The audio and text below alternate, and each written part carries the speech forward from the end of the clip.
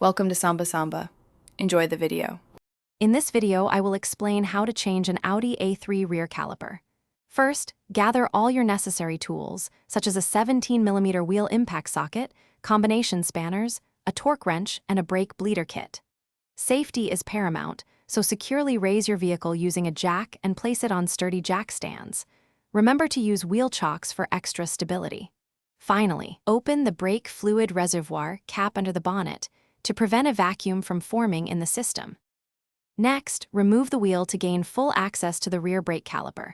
If your Audi A3 has an electronic parking brake, you must retract the piston. This typically requires a diagnostic scanner, or you can use a 12-volt power source with alligator clips to manually retract the motor. Once the piston is retracted, carefully clamp the brake hose, then disconnect the brake line. Finally, remove the two caliper fasteners, usually 13 and 15mm, to detach the old caliper.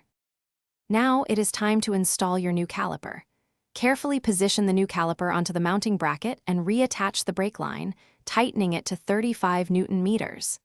Insert the new brake pads, ensuring they are properly seated. The most crucial step is bleeding the brake system.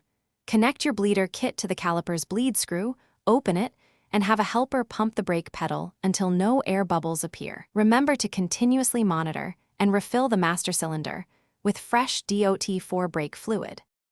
For the final steps, reinstall the wheel, tightening the lug bolts to 120 Nm. Close the brake fluid reservoir cap.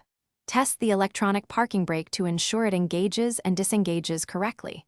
Before driving, pump the brake pedal several times to build pressure. Finally, take your Audi A3 for a cautious road test in a safe area, listening for any unusual noises and checking for proper braking performance and any fluid leaks. Drive safely. Thanks for watching. Consider subscribing if we helped you.